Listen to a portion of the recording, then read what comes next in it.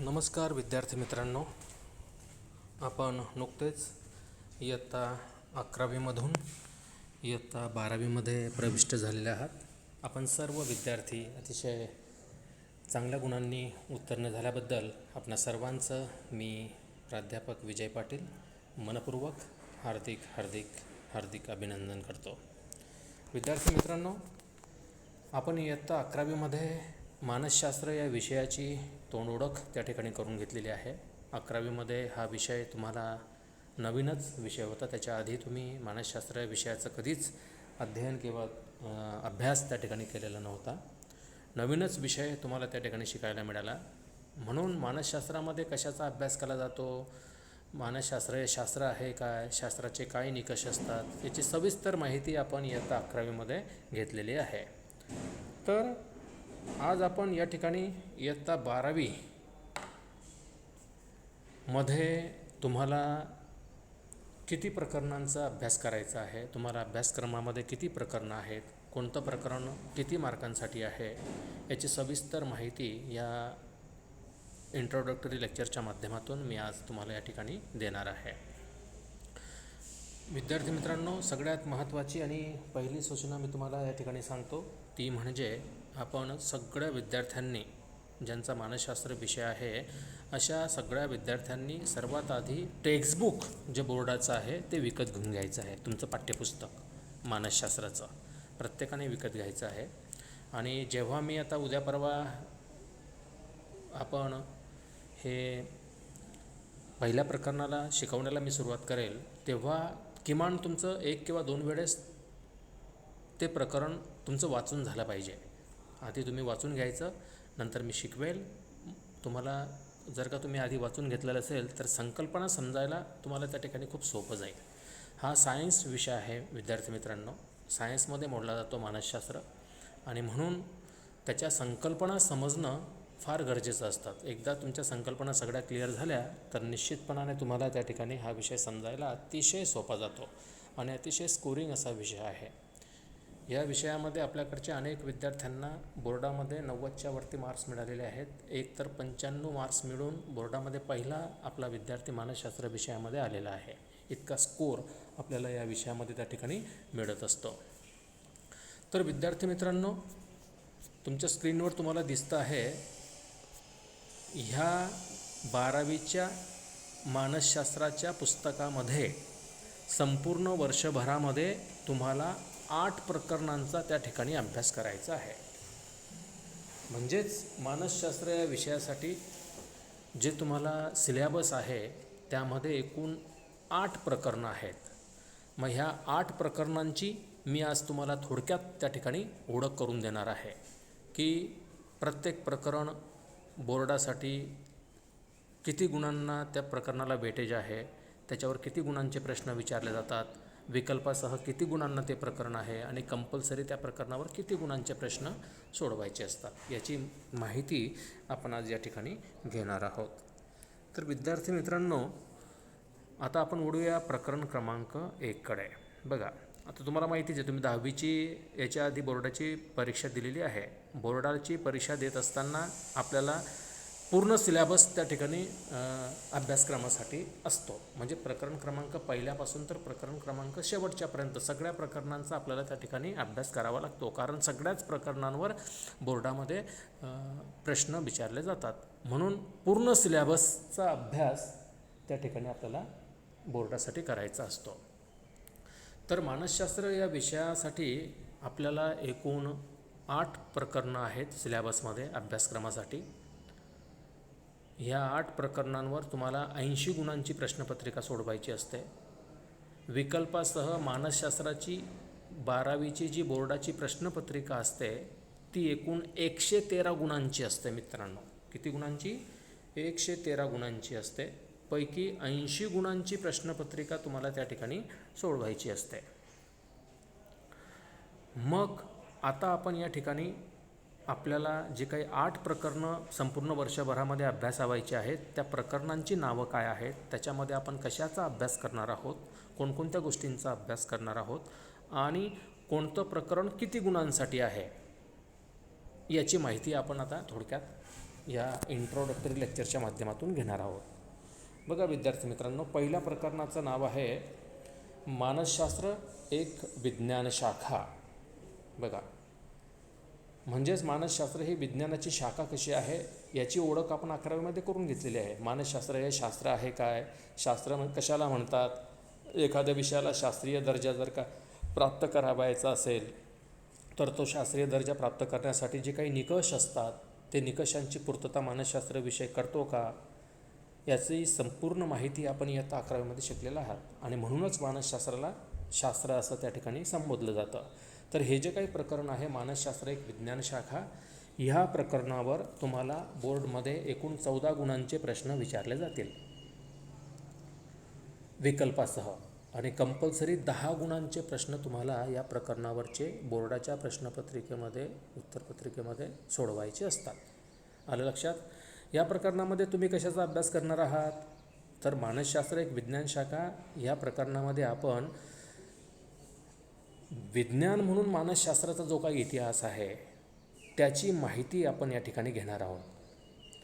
त्याच्यानंतर मानसशास्त्रामध्ये ज्या काही वेगवेगळ्या संशोधन पद्धतींचा वापर केला जातो आणि त्या संशोधन पद्धतीची माहिती आपण या प्रकरणामध्ये अभ्यासणार आहोत. त्याच्यानंतर त्या संशोधन पद्धतींची कोणकोणती वैशिष्ट्ये आहेत त्या वैशिष्ट्यांची सुद्धा माहिती आपण या प्रकरणामध्ये करून घेणार आहोत.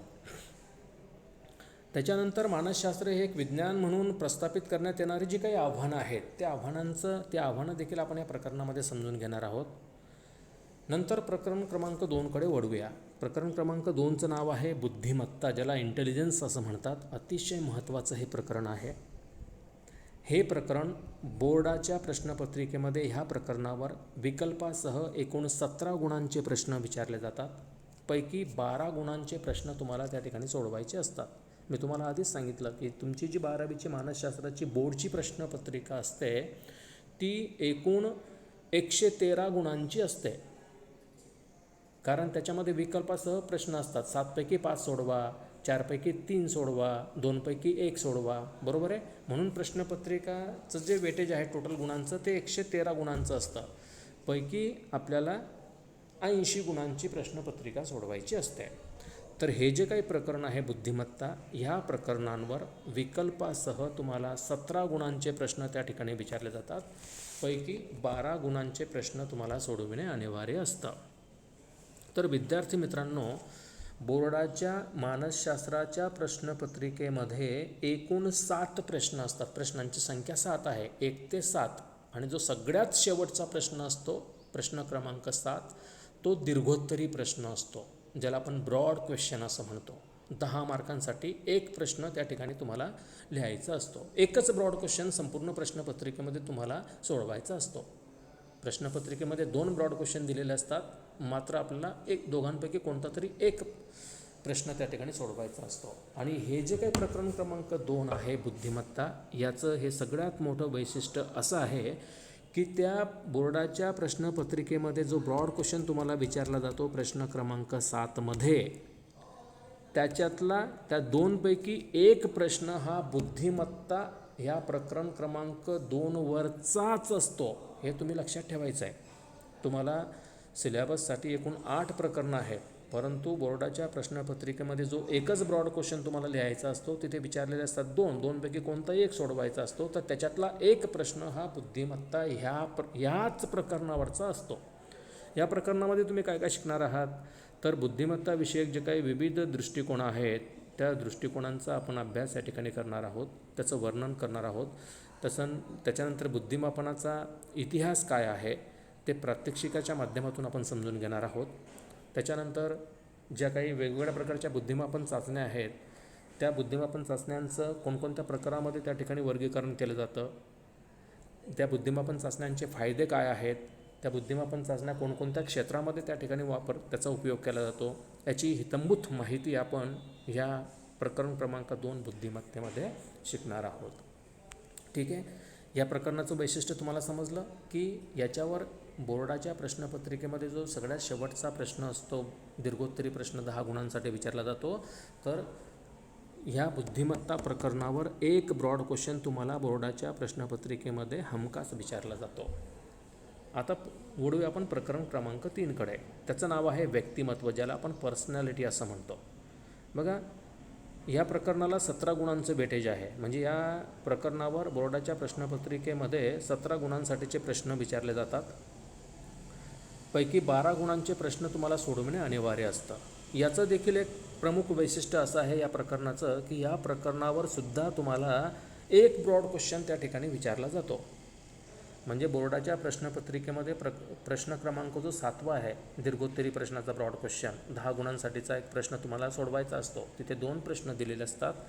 तर त्या 2मधला एक प्रश्न हा प्रकरण क्रमांक 2 बुद्धिमत्ता ह्या प्रकरणावरचा असतो, आणि दुसरा ब्रॉड क्वेश्चन किंवा दुसरा दीर्घोत्तरी प्रश्न हा व्यक्तिमत्व प्रकरण क्रमांक 3 ह्याच प्रकरणावरचा असतो. बघा, लक्षात घ्या, हे ठरलेलं आहे. तुम्हाला अभ्यासक्रमासाठी एकूण 8 प्रकरणं आहेत, बरोबर आहे. पण ब्रॉड क्वेश्चन तुम्हाला संपूर्ण प्रश्नपत्रिकेमध्ये एकच सोडवायचा असतो. प्रश्नपत्रिकेमध्ये 2 ब्रॉड क्वेश्चन दिलेले असतात, दोघांपैकी कोणतं तरी एक सोडवायचा असतो. तर ते जे काही ब्रॉड क्वेश्चन आहेत ते ब्रॉड क्वेश्चन हे प्रकरण क्रमांक 2 बुद्धिमत्तावरचा 1 आणि प्रकरण क्रमांक 3 व्यक्तिमत्वावरचा 1 असे एकूण 2 प्रश्न त्या ठिकाणी दिलेले असतात. पैकी कोणत्या तरी एक प्रश्न तुम्हाला त्या ठिकाणी सोडवणं आवश्यक असतं. म्हणजेच याचा अर्थ असा की तुम्हाला ब्रॉड क्वेश्चनसाठी जे एकूण तुमच्या सिलेबसमध्ये 8 प्रकरणं आहेत, त्या 8 पैकी 6 प्रकरणांची तयारी करायची गरज नाही, आवश्यकता नाही. तुम्ही जर तुमचं 12वीचं मानसशास्त्राचं टेक्स्टबुक बघितलं तर प्रत्येक प्रकरणाच्या खाली तुम्हाला ब्रॉड क्वेश्चन दिसतील. मात्र बोर्डाच्या प्रश्नपत्रिकेमध्ये जो काही ब्रॉड क्वेश्चन त्या ठिकाणी 2 विचारले जातात त्याची प्रकरणं ठरलेली आहेत. पहिला ब्रॉड क्वेश्चन हा प्रकरण क्रमांक 2 बुद्धिमत्ता याच्यावरचाच असतो, आणि दुसरा ब्रॉड क्वेश्चन हा व्यक्तिमत्व प्रकरण क्रमांक 3 ह्यावरचाच असतो. म्हणजेच ब्रॉड क्वेश्चनसाठी ह्या 2 प्रकरणांव्यतिरिक्त जी काही 6 प्रकरणं आहेत त्या 6 प्रकरणांच्या तुम्हाला ब्रॉड क्वेश्चनसाठी तयारी करण्याची आवश्यकता किंवा गरज नाही. आलं लक्षात? Very good. आता प्रकरण क्रमांक 4वर आपण ओढूया, ज्याचं नाव आहे बोधात्मक प्रक्रिया, कॉग्नेटिव्ह प्रोसेस ज्याला म्हणतात. ह्या प्रकरणावर 14 मार्कांचं वेटेज आहे. 14 मार्कांचे प्रश्न विचारले जातात. पैकी कोणतेही 10 मार्कांचे प्रश्न तुम्हाला त्या ठिकाणी सोडवायचे असतात. ह्या प्रकरणामध्ये आपण काय शिकणार आहोत तर अवधानाची जी काही विविध पैलू असतात ती विविध पैलू स्वतःची उदाहरणं विकसित करून आपण त्या ठिकाणी समजून घेणार आहोत. त्याच्यानंतर संवेदन प्रक्रियेशी संबंधित जे काही वेगवेगळे पैलू असतात त्या पैलूंचा सविस्तर अभ्यास आपण या प्रकरणामध्ये करणार आहोत. त्यानंतर समस्या परिहार म्हणजे ज्याला आपण प्रॉब्लेम सॉल्विंग म्हणतो किंवा सर्जनशील विचार, याच्या ज्या काही वेगवेगळ्या पायऱ्या असतात त्यांच्यामधल्या त्या पायऱ्यांचा आपण अभ्यास त्या ठिकाणी करणार आहोत. त्याच्यानंतर अध्ययन प्रक्रियेतील जे काही विविध पैलू असतात त्या पैलूचा देखील अभ्यास आपण या बोधात्मक प्रक्रिया या प्रकरणामध्ये करणार आहोत. आता प्रकरण क्रमांक 5कडे वळूया. प्रकरण क्रमांक 5 ज्याचं नाव आहे भावना, इमोशन्स. बघा, हे सुद्धा प्रकरण, ह्या प्रकरणाला सुद्धा 14 गुणांचं वेटेज आहे. पैकी 10 गुणांचे प्रश्न कंपल्सरी ह्या प्रकरणावर विचारले जातात. विद्यार्थी मित्रांनो, ह्या प्रकरणामध्ये तुम्ही भावनासंबंधीच्या ज्या काही सिद्धांत आहेत त्याचा ऐतिहासिक आधार आपण ह्या प्रकरणामध्ये समजून घेणार आहोत. त्याच्यानंतर ह्या प्रकरणामध्ये आपण व्यक्तीमध्ये असणारे जे काही मूलभूत भावना कोणकोणत्या असतात त्याचा अभ्यास करणार आहोत, आणि स्वतःची भावनिक वाढ कशी होते हे सुद्धा आपण ह्या प्रकरणामध्ये अभ्यासणार आहोत. त्याच्यानंतर वेगवेगळ्या ज्या काही भावना आपण दैनंदिन जीवनामध्ये अनुभवत असतो त्यामुळे आपल्या शरीरामध्ये घडून येणारे जे काही बदल असतात त्या बदलांचा देखील अभ्यास आपण या ठिकाणी या प्रकरणामध्ये करणार आहोत. त्याच्यानंतर आपल्याला राग येतो तर राग नियंत्रणाची जी काही विविध तंत्रे असतात त्या तंत्रांचा देखील अभ्यास आपण या प्रकरणामध्ये करणार आहोत. प्रकरण क्रमांक 6 बघूया. प्रकरण क्रमांक 6 ज्याचं नाव आहे मानसिक विकृती, मेंटल डिसऑर्डर्स. हे सुद्धा प्रकरण 14 गुणांसाठी आहे. 10 गुणांचे कंपल्सरी प्रश्न ह्या प्रकरणावर तुम्हाला लिहायचे असतात. ह्या प्रकरणामध्ये आपण कशाचा अभ्यास करणार आहोत तर मानसिक विकृती ह्या प्रकरणामध्ये आपण मानसिक विकारांचे स्वरूप काय असतं ते समजून घेणार आहोत. त्याच्यानंतर मानसिक सुस्थिती कशाला म्हणतात, ती संकल्पना काय आहे हे सुद्धा आपण या प्रकरणामध्ये समजून घेणार आहोत. नंतर मानसिक विकारांचं वर्गीकरण करणारी जी काही प्रणाली आहे DSM-4 ज्याला आपण DSM-5 म्हणतो, तर त्या प्रणालीचा सुद्धा अभ्यास आपण या प्रकरणामध्ये करणार आहोत. त्याच्यानंतर सगळ्यात महत्त्वाचं, व्यक्तींमध्ये होणारे वेगवेगळ्या प्रकारचे जे काही मानसिक विकार असतात ते मानसिक विकार ओळखण्यासाठी आणि त्यावर उपचार करण्यासाठी मानसिक विकारांची जी काही वेगवेगळी लक्षणं असतात ती लक्षणं आपण या प्रकरणामध्ये समजून घेणार आहोत. बघा, प्रकरण क्रमांक 4 बोधात्मक प्रक्रिया, प्रकरण क्रमांक 5 भावना, प्रकरण क्रमांक 6 मानसिक विकृती. या तिघी प्रकरणांना 14 गुणांचं वेटेज आहे. या तिघी प्रकरणांवर 10 गुणांचे कंपल्सरी प्रश्न तुम्हाला सोडवायचा आहे. या तिघी प्रकरणांचं एक वैशिष्ट्य मी तुम्हाला सांगतो. जो प्रश्न बोर्डाच्या प्रश्नपत्रिकेमध्ये तुम्हाला प्रश्न क्रमांक 6 असतो की ज्याच्यावर 5 गुणांचे 3 प्रश्न विचारले जातात, पैकी कोणते पण 2 प्रश्न तुम्हाला त्या ठिकाणी सोडवायचे असतात. 5 गुणांचा एक प्रश्न असतो. बोर्डाच्या प्रश्नपत्रिकेमध्ये तुम्हाला 3 प्रश्न दिलेले असतात, पैकी कोणते पण 2 10 गुणांसाठी तुम्हाला सोडवायचे असतात. म्हणजेच एका प्रश्नाला 5 गुण त्या ठिकाणी असतात. तर विद्यार्थी मित्रांनो, हा जो प्रश्नपत्रिकेतला प्रश्न क्रमांक 6 आहे, 10 गुणांचे 2 प्रश्न सोडवणं हा प्रश्न, याचे सुद्धा प्रकरण ठरलेले आहे. पहिला प्रश्न हा बोधात्मक प्रक्रिया प्रकरण क्रमांक 4 वरचा असतो. दुसरा प्रश्न हा प्रकरण क्रमांक 5 भावना या प्रकरणावरचा असतो. आणि तिसरा प्रश्न हा प्रकरण क्रमांक 6 मानसिक विकृती ह्याच प्रकरणावरचा असतो. तिथे 3 प्रश्न दिलेले असतात. एक प्रश्न प्रकरण क्रमांक 4 वरचा असतो, दुसरा प्रश्न प्रकरण क्रमांक 5 वरचा असतो आणि तिसरा प्रश्न प्रकरण क्रमांक 6 वरचा असतो. ह्या तिघा प्रश्नांपैकी कोणत्या तरी 2 प्रश्नांची उत्तरं तुम्हाला सोडवणं अनिवार्य असतं. म्हणजे ह्या 5 मार्कांच्या प्रश्नांसाठी फक्त तुम्हाला ह्या 3च प्रकरणांची तयारी करायची. विद्यार्थी मित्रांनो, लक्षात घ्यायचं आहे, म्हणून हे काळजीपूर्वक ऐका आणि समजून घ्या.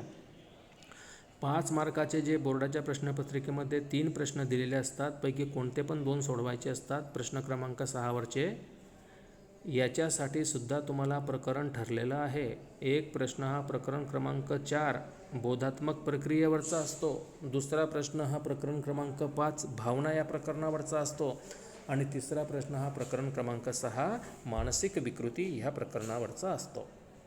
या तिघांपैकी कोणत्या तरी 2 प्रश्नांची उत्तरं तुम्हाला त्या ठिकाणी सोडवायची असतात. अशी हे तिघी प्रकरणांची वैशिष्ट्य आहेत. आता आपण उडूया प्रकरण क्रमांक 7, ज्याचं नाव आहे मानसिक आरोग्यासाठी प्रथमोपचार. बघा, मानसशास्त्राच्या शाखा आपण 11वीमध्ये शिकलात. मानसशास्त्राच्या कोणकोणत्या शाखा आहेत याचा अभ्यास आपण त्या ठिकाणी केला. मग मानसिक आरोग्यासाठी प्रथमोपचाराची काय गरज असते या संदर्भामध्ये संपूर्ण माहिती आपण ह्या प्रकरण क्रमांक 7मध्ये शिकणार आहोत. तर हे जे काही प्रकरण क्रमांक 7 आहे याला 11 मार्कांचं वेटेज आहे मित्रांनो. पैकी 8 गुणांचे कंपल्सरी प्रश्न तुम्हाला त्या प्रकरणावर लिहायचे असतात. तर या प्रकरणामध्ये आपण कशाचा अभ्यास करणार आहोत, तर विद्यार्थ्यांना मानसिक आरोग्याशी संबंधित ज्या काही समस्या असतात त्या समस्यांच्या बाबतीमध्ये विद्यार्थ्यांना संवेदनशील करणं, विद्यार्थ्यांना मानसिक विकारांच्या लक्षणांची जाणीव करून देणं, मानसिक विकारावरील जे काही प्रथमोपचार तंत्र असतात त्या तंत्रांची विद्यार्थ्यांना ओळख करून देणं हे प्रमुख वैशिष्ट्य ह्या प्रकरणाचं आहे. आणि जे काही मानसिक स्वास्थ्य व्यावसायिक असतात त्यांच्या महत्त्वाबद्दल जागरूकता वाढवणं, कशी जागरूकता वाढवता येईल हे आपण ह्या प्रकरणामध्ये शिकणार आहोत. म्हणजेच हे जे काही प्रकरण आहे ह्या प्रकरणावर ना 5 मार्काचा प्रश्न विचारला जातो ना 10 मार्कांचा प्रश्न विचारला जातो. या प्रकरणावर जे 11 गुणांसाठी हे प्रकरण आहे, 8 मार्कांचे तुम्हाला कंपल्सरी प्रश्न सोडवायचे असतात. तर ते संपूर्ण प्रश्न 2 मार्काचे, 1 मार्काचे आणि 3 मार्काचे असेच प्रश्न या प्रकरणावर विचारले जातात. आता आपण बघूया सगळ्यात शेवटचं प्रकरण क्रमांक 8 सकारात्मक मानसशास्त्र. हे जे काही सकारात्मक मानसशास्त्र हे प्रकरण आहे, या सकारात्मक मानसशास्त्र हे प्रकरण याला 12 गुणांचं वेटेज आहे. म्हणजे ह्या प्रकरणावर प्रश्नपत्रिकेमध्ये 12 गुणांचे प्रश्न असतात, पैकी 8 गुणांचे प्रश्न तुम्हाला त्या ठिकाणी सोडवणं अनिवार्य असतात. तर विद्यार्थी मित्रांनो, आपण जे 11वीमध्ये मानसशास्त्राच्या विविध शाखांचा अभ्यास त्या ठिकाणी केला, तर ही सुद्धा मानसशास्त्राची नव्याने उदयास येणारी एक शाखा आहे, अतिशय महत्त्वाची शाखा आहे. तर या शाखेचा आपण त्या ठिकाणी अभ्यास करणार आहोत. सकारात्मक भावना कशाला म्हणतात त्या या प्रकरणामध्ये आपण समजून घेणार आहोत आणि दैनंदिन जीवनातील त्या सकारात्मक भावनांचं काय उपयोजन असतं याचीसुद्धा माहिती आपण या प्रकरणामध्ये घेणार आहोत. व्यक्तीला आनंद ठेवणारे घटकांची माहिती, तसंच दैनंदिन जीवनामध्ये आपण त्या घटकांचा कसा वापर करू शकतो याची देखील माहिती आपण या प्रकरणामध्ये शिकणार आहोत. विद्यार्थी मित्रांनो, अशी ही एकूण 8 प्रकरणं आहेत. ह्या 8 प्रकरणांचा आपण संपूर्ण वर्षभरामध्ये अभ्यास करणार आहोत आणि प्रत्येक प्रकरणामध्ये कोणकोणत्या गोष्टींचा माहिती किंवा अभ्यास आपण त्या ठिकाणी करणार आहोत याची तोंड ओळख मी आता तुम्हाला या ठिकाणी करून दिलेली आहे. तर निश्चितपणे तुम्हाला नक्कीच कळलं असेल. आता पुढच्या लेक्चरला प्रकरणाला आपण त्या ठिकाणी सुरुवात करणार आहोत.